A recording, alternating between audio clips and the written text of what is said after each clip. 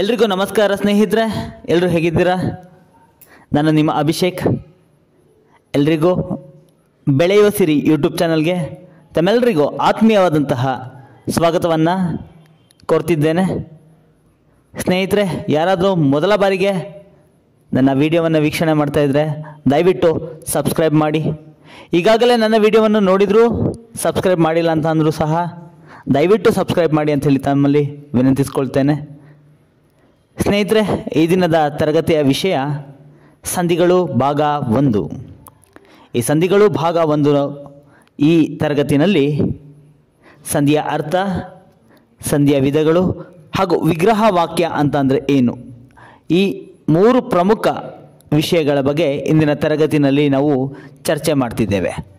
ಸಂಧಿಗಳು. ಮೊದಲಿಗೆ ಅರ್ಥ.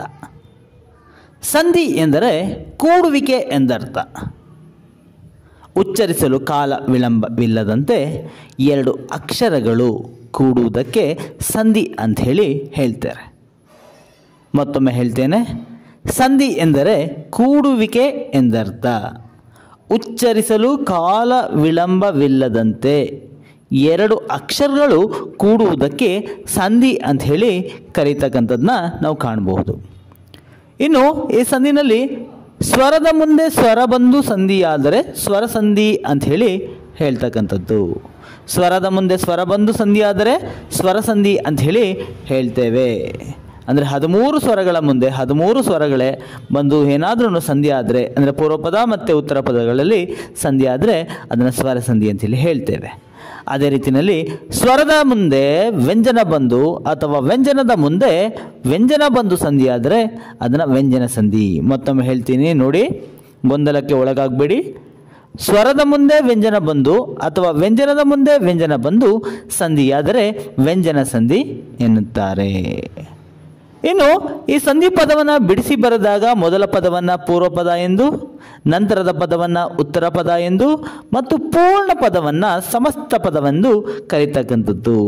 ಈ ಸಂಧಿ ಪದವನ್ನು ಬಿಡಿಸಿ ಬರೆದಾಗ ಮೊದಲ ಪದವನ್ನು ಪೂರ್ವ ಪದ ಎಂದು, ನಂತರದ ಪದವನ್ನು ಉತ್ತರ ಪದ ಎಂದು ಮತ್ತು ಪೂರ್ಣ ಪದವನ್ನು ಸಮಸ್ತ ಪದ ಅಂಥೇಳಿ ಕರೀತಕ್ಕಂಥದ್ದು. ಉದಾಹರಣೆಗೆ ಒಂದು ಉದಾಹರಣೆಯನ್ನು ನೀಡಿರ್ತಾರೆ. ಮಾತಿಲ್ಲ ಅಂತಕ್ಕಂತಹ ಒಂದು ಪದ. ಈ ಮಾತಿಲ್ಲ ಅಂತಕ್ಕಂತಹ ಪದ ಸಮಸ್ತ ಪದಕ್ಕೆ ಬರ್ತದೆ. ಆ ಸಮಸ್ತ ಪದವಾಗಿರ್ತಕ್ಕಂಥ ಮಾತಿಲ್ಲ ಅಂತಕ್ಕಂಥ ಪದವನ್ನು ವಿಭಾಗ ಮಾಡಿ ನಾವು ಬರೆದಂಥ ಸಂದರ್ಭದಲ್ಲಿ ಮಾತು ಪ್ಲಸ್ ಇಲ್ಲ = ಮಾತಿಲ್ಲ. ಇಲ್ಲಿ ಮಾತು ಅಂತಕ್ಕಂಥದ್ದು ಪೂರ್ವ ಪದ ಆಗಿರುತ್ತೆ, ಇಲ್ಲ ಅಂತಕ್ಕಂಥದ್ದು ಉತ್ತರ ಪದ ಆಗಿರ್ತಕ್ಕಂಥದ್ದನ್ನ ನಾವು ನೋಡ್ತಾ ಹೋಗ್ಬೋದು. ಇನ್ನು ಭಾಷೆಯ ಆಧಾರದಲ್ಲಿ ಸಂಧಿಯ ವಿಧಗಳನ್ನು ನಾವು ನೋಡ್ತಾ ಹೋಗೋದಾದರೆ ಕನ್ನಡ ಸಂಧಿ ಮತ್ತು ಸಂಸ್ಕೃತ ಸಂಧಿ ಅಂಥೇಳಿ ಮೊದಲಿಗೆ ಸಂಧಿಯ ವಿಭಾಗ ಕ್ರಮಗಳನ್ನು ನಾವು ನೋಡ್ಬೋದು. ಸಂಧಿಯ ವಿಧಗಳಲ್ಲಿ ಭಾಷೆಯ ಆಧಾರದಲ್ಲಿ ಕನ್ನಡ ಸಂಧಿ ಮತ್ತು ಸಂಸ್ಕೃತ ಸಂಧಿ ಅಂಥೇಳಿ ಸಂಧಿಗಳ ವಿಭಾಗ ಕ್ರಮಗಳನ್ನು ನಾವು ನೋಡ್ತಾ ಹೋಗ್ಬೋದು. ಅದರಲ್ಲಿ ಮೊದಲನೆಯ ಸಂಧಿ ಕನ್ನಡ ಸಂಧಿ. ಏನು ಕನ್ನಡ ಸಂಧಿ ಅಂತ ಅಂದರೆ ಯಾವ ಯಾವ ಪದಗಳು ಸೇರಿ ಕನ್ನಡ ಸಂಧಿ ಆಗ್ತವೆ ಅಂತೇಳಿ ನಾವು ನೋಡೋದಾದರೆ ಕನ್ನಡ ಪದಗಳು ಸೇರಿ ಅಥವಾ ಕನ್ನಡ ಸಂಸ್ಕೃತ ಪದಗಳು ಸೇರಿ ಸಂಧಿಯಾದರೆ ಅದನ್ನು ಕನ್ನಡ ಸಂಧಿ ಎನ್ನುತ್ತೇವೆ. ಮತ್ತೊಮ್ಮೆ ಹೇಳ್ತೇನೆ, ಕನ್ನಡ ಸಂಧಿ ಅಂತ ಅಂದರೆ ಏನಪ್ಪ ಅಂತ ಹೇಳೋದಾದರೆ ಕನ್ನಡ ಪದಗಳು ಸೇರಿ ಅಥವಾ ಕನ್ನಡ ಸಂಸ್ಕೃತ ಪದಗಳು ಸೇರಿ ಸಂಧಿಯಾದರೆ ಅದನ್ನು ಕನ್ನಡ ಸಂಧಿ ಎನ್ನುತ್ತೇವೆ. ಹಾಗಾದರೆ ಸಂಸ್ಕೃತ ಸಂಧಿ ಅಂದರೆ ಏನು ಅಂತ ಹೇಳಿ ನೋಡೋದಾದರೆ ಕೇವಲ ಸಂಸ್ಕೃತ ಪದಗಳು ಸೇರಿ ಸಂಧಿಯಾದರೆ ಅದನ್ನು ಸಂಸ್ಕೃತ ಸಂಧಿ ಎಂದು ಕರೆಯುತ್ತಾರೆ. ನೋಡಿ, ಭಾಷೆಯ ಆಧಾರದ ಮೇಲೆ ಸಂಧಿಯನ್ನು 2 ವಿಭಾಗ ಕ್ರಮಗಳನ್ನು ಮಾಡ್ತಾರೆ, ಕನ್ನಡ ಸಂಧಿ ಮತ್ತು ಸಂಸ್ಕೃತ ಸಂಧಿ ಅಂತ ಹೇಳಿ.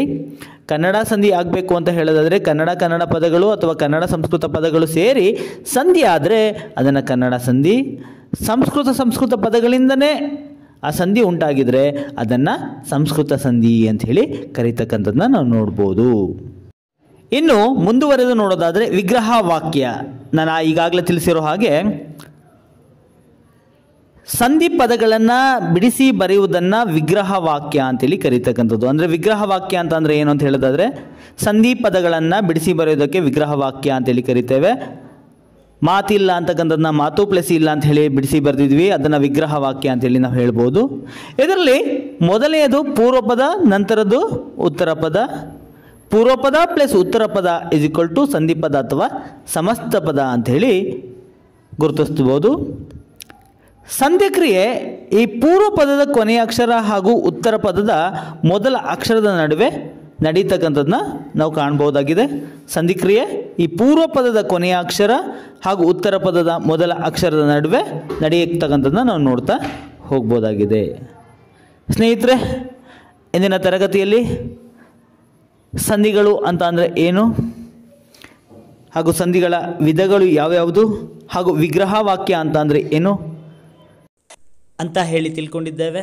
ಇಂದಿನ ತರಗತಿ ತಮ್ಮೆಲ್ಲರಿಗೂ ಇಷ್ಟ ಆಗಿದೆ ಅಂತ ಹೇಳಿ ಭಾವಿಸ್ತಿದ್ದೇನೆ.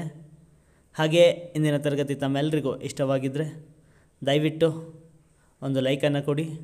ಹಾಗೆ ಯಾರಾದರೂ ನನ್ನ ಚಾನಲನ್ನು ಸಬ್ಸ್ಕ್ರೈಬ್ ಮಾಡಿಲ್ಲ ಅಂತ ಹೇಳೋದಾದರೆ ದಯವಿಟ್ಟು ಸಬ್ಸ್ಕ್ರೈಬನ್ನು ಮಾಡಿ. ಹಾಗೆ ತಮ್ಮ ಅಭಿಪ್ರಾಯಗಳು, ಅನಿಸಿಕೆಗಳು ಏನೇ ಇದ್ದರೂ ದಯವಿಟ್ಟು ಕಾಮೆಂಟ್ ಬಾಕ್ಸ್ನಲ್ಲಿ ತಿಳಿಸಿ ಅಂಥೇಳಿ ತಮ್ಮಲ್ಲಿ ವಿನಂತಿಸ್ಕೊಳ್ತೇನೆ. ಧನ್ಯವಾದಗಳು.